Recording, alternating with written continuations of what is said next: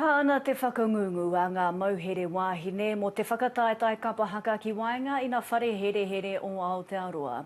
E iwa katoa ngā whare here o te motu kai roto i te tauwhaina nei.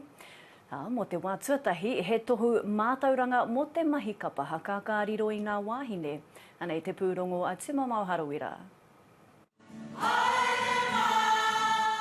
E hara i te mea ko te matatini tēnei. Engari he tūranga tira ake nei pēr tēnei ki e nei wāhine mauhere Māori. I te rānei ko kite ai tātou nā tino hua o tēnei taonga o te haka. The joy and the healing they get from Kapa Haka, it's a vehicle that we can use to support them. He wāhanga tēnei whakataetai o te rautaki Hōkai Rangi nā te arapau tama Aotearoa. E whakau ana i ngā tuāhuatanga Māori, hei whakaora i te mauhere Māori. Koe nei te wā tuarua i whai wāhi ai te Kapa Haka o te papa Māori.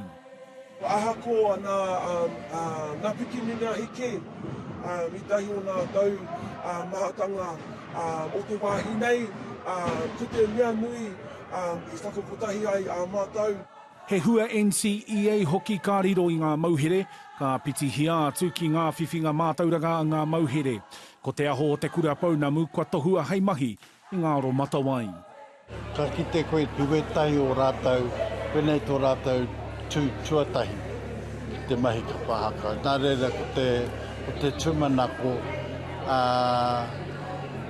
ka whai tētahi huarahi pai marata. Ahakoa, ka tai atu ki tērā whare here, ki tērā whare here, kua kite ai tātou tēnei mea te rongo wā, te whakakotahi o nā kēnge, i tū kotahi ai, nā māngaru, nā Black Power, nā Highlanders, i nā rārangi kotahi.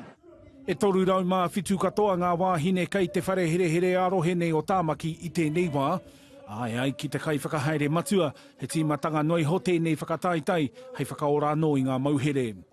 It isn't just for an occasion or for a competition, this is great, but for me it needs to be woven into Auckland Women's here.